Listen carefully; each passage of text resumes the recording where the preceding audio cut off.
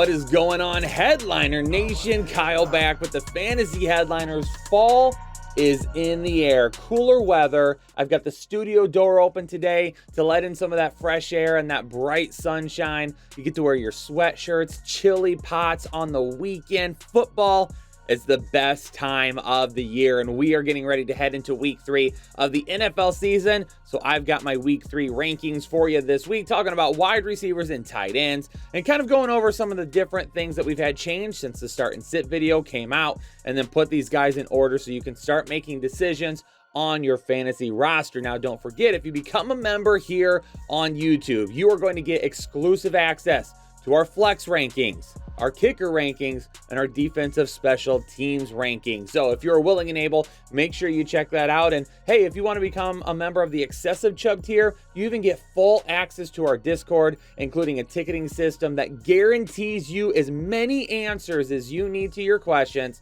from Jake and myself. But let's go ahead and knock off all of let's knock off the foreplay. Let's get past it now and hop right in to the wide receiver rankings. Cooper Kupp, Justin Jefferson, Davante Adams, Ja'Marr Chase, Stephon Diggs. I mean, when you take a look at these rankings, I said this for like 3 straight weeks now. These top 5 are always going to continue to be the top 5. Like, it would take something crazy to start moving those guys out of the top 5. You get everything that you need. You get upside, you get floor. These guys are in offenses that are pushing the ball down the field. Obviously not the greatest performances last week from a Ja'Marr Chase or a Davante Adams.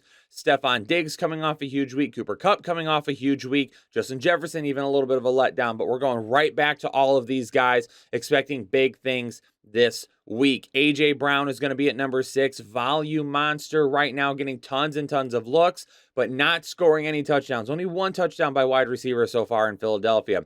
Amon-Ra St. Brown going up against Minnesota. The dude is looking like an absolute steal from the draft last year. I mean, first guy, or what is it, like the 3rd guy in NFL history under the age of 21 to score a touchdown in 6 straight games or something, or under the age of 23. I don't even know. The stat's so crazy that I don't even remember it. That's how crazy it is. So Amon-Ra St. Brown, a huge part of this Detroit offense.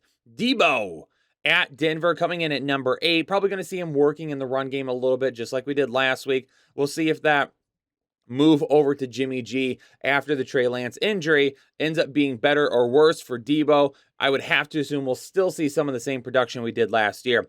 Tyreek Hill and Jalen Waddle going back-to-back here at number 9 and number 10. Buffalo is going to be a tough matchup, but it's going to be a shootout, so we're going to see lots of volume for these guys. These two have this ceiling right here around 9 or 10 for me, but their floor brings them back down as well. So if you're starting either of these guys this week and you only get like 5 or 10 points or something like that, don't be shocked. But on the upside, they've got it. They've got all the upside in the world with how that offense is right now. Mike Williams at number 11. Now, I have included Keenan Allen in my rankings, and we'll get to him in just a minute. Keenan Allen is back at practice, and so is Justin Herbert. So both of these guys are expected to play this week. That's great for Mike Williams going up against Jacksonville. If I had to guess, I'm giving Mike Williams the upside this week, knowing that Keenan Allen could still be a little bit limited. Courtland Sutton at number 12. Jerry Jeudy coming off an injury from last week. He's practicing, definitely expects to play based on everything I've read so far. Going up against San Francisco, I'll take some Courtland Sutton this week. Michael Pittman Jr. getting himself back into the lineup. I'd like to go a little bit higher with him. He is back to practice, dealing with that quad. But going up against Kansas City, going to be tons of volume. This is the guy that we're going to play. Just got him a little bit lower as he works his way back from injury. T. Higgins at number 14 going up against the New York Jets. That could end up being a tough make or break day. Like we mentioned in the start and sit video, it's going to be the same thing as last year. Chase is going to have a big day. Higgins is going to disappoint. Higgins is going to have a big day. Chase is going to disappoint. You just never know which, but we're playing both of them.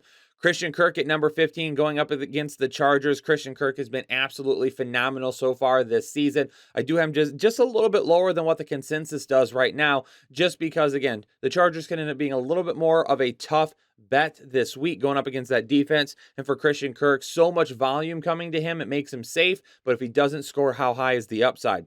Marquise Brown going up against the LA Rams, coming in at number 16. Limited floor or limited ceiling for him this week. Michael Thomas going up against Carolina, kind of the same thing. That's going to be a tough matchup. Does he score a touchdown? If he doesn't, ceiling is limited. Brandon Cooks against Chicago. Like Brandon Cooks this week. Davis Mills is throwing it. We're getting him lots of volume right now. We just haven't turned it into a whole lot of production. That's going to be coming very soon. Gabe Davis back in the lineup this week. Got him down at number 19. Definitely feel like he's going to be good for a touchdown this week. Maybe not nearly as much volume as maybe they work him off the field a little bit coming back from that injury, but I've got him scoring a touchdown. DJ Moore going up against Nolans. That's going to be a tough matchup. Nolans' defense kind of bounced back last week, held Tampa Bay in check until, Mike Evans started checking people. Keenan Allen comes in at number 21. Again, kind of a limited ceiling for him this week, just in case they are kind of maybe limiting his snaps or working him on and off the field a little bit more. Curtis Samuel at number 22 going up against Philadelphia. If I had to bet on any Washington receiver this week, it would be him. CeeDee Lamb going up against the New York Giants. Giants have played well so far, but their competition hasn't been that great. So we'll see how they do against this Dallas offense. CeeDee Lamb, even though the ceiling isn't there, plenty of targets last week, 11 targets last week. Hopefully we can continue getting him double-digit targets. Rashad Bateman at number 24 against New England. Would like to see Rashad Bateman get a little bit more volume heavy than production heavy. If you were watching the wide receiver start and sit video, you would see that right now his production is way above his volume. We need to get those numbers a little bit closer so we get some more consistency from him and he's not so reliant on big play touchdowns. Jerry Jeudy, again, working his way back from that injury last week, so we're just keeping an eye on that. Terry McLaurin at number 26, probably going to see Darius Slay, could limit his upside this week, and that's why I'm going Curtis Samuel over him. Deontay Johnson at number 27, going up against Cleveland on Thursday Night Football. The volume floor helps him, but again, Mitchie Biscuits ain't pushing the ball down the field, so because of that, it's not allowing him a lot of big plays this week. Drake London going up against Seattle. I'm still kind of reading the Seattle defense a little bit. It seems to have been doing well so far. Obviously, kind of got burnt by Jerry Jeudy there in week 1. But this looks like a defense that's going to be kind of one of those weekly dart throws. Like, we don't really know what we're going to get from them weekly. So with Drake London, with me, I'm just being a little bit more conservative on the ceiling this week. If he doesn't score a touchdown, we're probably looking at 6 receptions, 80 yards or so. And I think that puts him right in this kind of low wide receiver 2 status. DK Metcalf at number 29. Again, volume is coming to him right now, but no big plays or anything along those lines. Allen Robinson going up against Arizona this week. Finally finds the end zone last week. Absolutely love to see that. Need to continue to kind of feed him that volume, and we'll see if he can get it going and start being more of a reliable fantasy start. Amari Cooper going up against Pittsburgh. Pittsburgh's defense has been pretty tough so far for this season. Amari Cooper coming off a big week last week. Definitely in week 1 didn't have that great of a week. A lot of people started to bail, kind of talked about what we saw from that game film. He was wide open a lot. Jacoby Brissett finally found him last week. Yes, I said Brisket.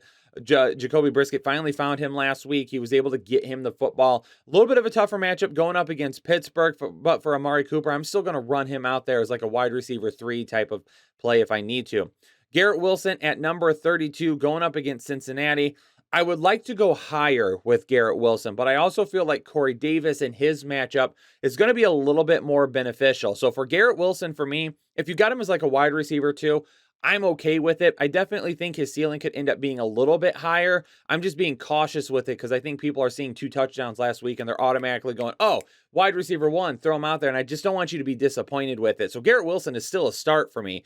Having him down at 32 isn't any type of a knock to him, other than he has other good weapons around him. And that's just going to potentially limit his upside every single week. And until we see this offense really start to develop a little bit more, that it's going to kind of give us an idea of who's going to have the volume on a weekly basis. So Garrett Wilson for me definitely has the upside out of the 3, but I think Corey Davis, who's at 34, is going to be really safe this week. I like his matchup just a little bit more going up against Eli Apple. At number 33, Jacoby Myers. I'd like to go a little bit higher with him. He's got a little bit of a knee issue he's working through right now, day to day. It does sound like he's trying his best to get out there this weekend.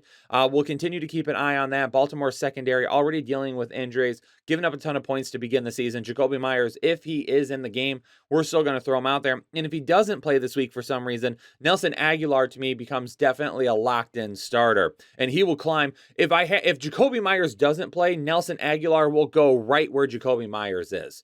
Corey Davis, just talked about him a minute ago. Devontae Smith Fine, a nice little bounce back week last week, but again, they're not scoring any touchdowns through the air outside of one to Quez Watkins. So if he's only getting like 80 receiving yards or so, maybe 70, we run into an issue where he's not lighting up the scoreboard. So we're being really careful. Devontae Smith, continue to keep an eye on him this week. Washington's going to be a much better matchup for him.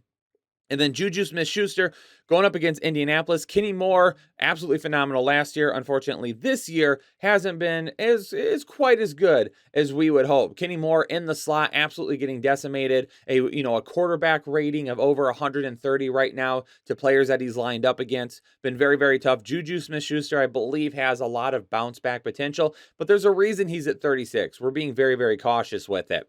Now, talking about some guys that just barely missed the cut. Tyler Lockett missing the cut because of that upside. Had a much better week than DK Metcalf last week. But what are we going to get from Geno Smith on a weekly basis? I still think it's one of those things where, kind of like we saw with Russ, we're going to see Tyler Lockett have some really good weeks, and we're going to see him have some weeks where they just aren't nearly ones that we're wanting to buy into. Brandon Ayuk going up against Denver. Yes, the start into video said that we are sitting him. I've got him a little bit lower, but if you start 3 wide receivers in your league, I'm okay with starting Brandon Ayuk this week. Elijah Moore going up against Cincinnati. Just kind of talked about it with the other two guys. He's got a little bit of a tougher matchup potentially going up against Awuzie. We'll monitor that throughout the week. Elijah Moore has just a lower ceiling for me right now. Darnell Mooney, a guy that we continue to get asked about over and over and over. And it's still the same consensus right now. I'm not dropping Darnell Mooney. You're not happy with him. His performance isn't great. I absolutely understand it, but the dude could absolutely just bust out at any point in time. They've only attempted 28 passing attempts so far to begin the season. We have to assume that that is going to get higher, and when it does, they're going to get Darnell Mooney into the game plan, and we're going to see him have some bigger weeks. I mean, in fact, is this offense really worse than it was last year? I highly doubt that, and Darnell Mooney was one of the top receivers in the league last year based on volume alone. Just continue to wait it out a little bit longer. Jahan Dotson, a lot of a ceiling for me right now, just not nearly as safe because, again, I've talked about it with a few other guys. The production value is there. You see it in the start-sit videos, but then you see the volume, and they just don't nearly match up. It means they're a little too big play or touchdown dependent for me right now. And then Russell Gage and Brashad Perryman, keeping an eye on both of these guys. Julio and Godwin right now, they're not practicing at all. Russell Gage, Brashad Perryman, Scotty Miller, all three of these guys are limited. They brought in some help in Cole Beasley. It's just one of those things where I take a look at it and I say, man, I don't know who to even trust in that offense this week. So right now, I'm not really trusting anybody. I'm going to just play it cautious with those wide receivers. Let's move on to tight end and see who we got there in our rankings right now. No surprise that Travis Kelce comes in at number 1. Mark Andrews at number 2. Darren Waller sitting here at number 3 right now for me. Nice bounce back for him last week. Might start to see a little bit more of that volume, seeing as Hunter Renfrow had himself an unforgettable day, fumbling a couple of balls late in the game there. Dallas Goedert going up against Washington. A little bit, same thing, volume dependent right now, not scoring a lot of touchdowns, but volume dependency at the wide receiver position is a lot more coveted than scoring touchdowns. I mean, I don't care how many touchdowns you score at the tight end position. Give me a ton of volume. If you can give me 8 targets a week and you can catch 6 of those, you're probably going to be a start every week at the tight end position. Zach Ertz, nice bounce back week last week. This week going to be a little bit tougher going up against the LA Rams. It's going to be interesting to see what they do with Jalen Ramsey. I do think Jalen Ramsey is going to take a look at the wide receivers a little bit more than he would do with Zach Ertz. So for me, I'm just eyeing that situation and saying to myself, okay, we know the upside could be a little bit limited with Zach Ertz, but this is a guy that, again, I've said it and said it and said it. With no DeAndre Hopkins, he's going to be included in a big part of the game plan. Pat Freiermuth going up against Cleveland on Thursday Night Football. Not nearly the volume that we wanted to see last week in a really good matchup, but we saw the touchdown, and he continues to be the number 2 in that offense. Tyler Higbee against Arizona, kind of the same thing. He's really kind of the number 2 right now. Not a whole lot of upside, but more than enough floor for us to run him out there at the tight end position. Gerald Everett at number 8, like his upside, a little bit more risky if Keenan Allen is coming back against Jacksonville. That's why I got him a little bit lower, but he's seeing more than enough targets right now. One guy that's not seeing more than enough targets is Kyle Pitts. The production is absolutely horrible right now. That's why we've got him all the way down at number 9. This could be the week that he finally breaks out, but for you owners out there that are being cautious with it, anybody that's listed above him right now, I would start over him. George Kittle coming in at number 10. As of right now, he is expected to play. He's back at practice. He's looking good. If George Kittle is ready to go and a full go this week, he actually bumps all the way up to tight end 4 for me. So keep that in mind. If you have George Kittle and he does play this week, and all reports are that he is a full go, he goes all the way to tight end number 4. TJ Hockenson, number 5 in tight end targets right now, and he's not producing whatsoever. So if there's targets there, we're going to continue to follow those targets and look for it, and hopefully at some point the production starts to jump up. Logan Thomas at number 12 going up against Philadelphia. I mean, he's looking like a guy that's rebounding really nicely right now, kind of a limited upside with all of the wide receiver weapons that they have there. But hey, if you can score a touchdown for me, we're locked in. Dalton Schultz at number 13 going up against the New York Giants. He's kind of banged up right now. We're waiting to hear more on him. Hayden Hurst against the New York Jets. We've got some tough matchups on the outside for the wide receivers. So Hayden Hurst could be a guy with a little bit of a nice floor, some targets this week, just enough to kind of help you not lose your week. Evan Ingram at number 15. Lots of targets last week. 8 targets. First on the team last week. Caught 7 of those. If we continue to see that from Evan Ingram, this is a guy that is coming back into fantasy relevance, but we've seen it with him quite a bit in the past. He'll have a really, really good game, and then he'll disappear for a stretch. Irv Smith Jr., he found the end zone last week. Hopefully he's really finally starting to feel himself and feel a lot better. Tyler Conklin at number 17, seeing a nice amount of targets. Kind of the same thing that I mentioned with Hayden Hurst. If we have more difficult matchups on the outside for the wide receiver, then the tight end could have himself a nice floor because we're looking his way a little bit more often. And then Dawson Knox is going to come in at number 18 for me, going up against Miami. He's dealing with a foot injury right now. He did not practice yesterday. Keep an eye on that. Taysom Hill, you're going to notice that he is not on here right now on the tight end. If you don't have any of these guys and you have Taysom Hill, still feel free to try and roll him out there. But we saw last week what could happen with him. He's very gadgety dependent, right? It's going to be dependent on him getting like a big play or something like that, or scoring a touchdown. He's not getting targets. He's not getting a ton of rushing attempts. He's just kind of being used all over. So for me, with Taysom Hill, if he's not scoring a touchdown, he's probably going to be really close to being fantasy irrelevant that week. So if you got anybody here that's listed, I would go with them above Taysom Hill.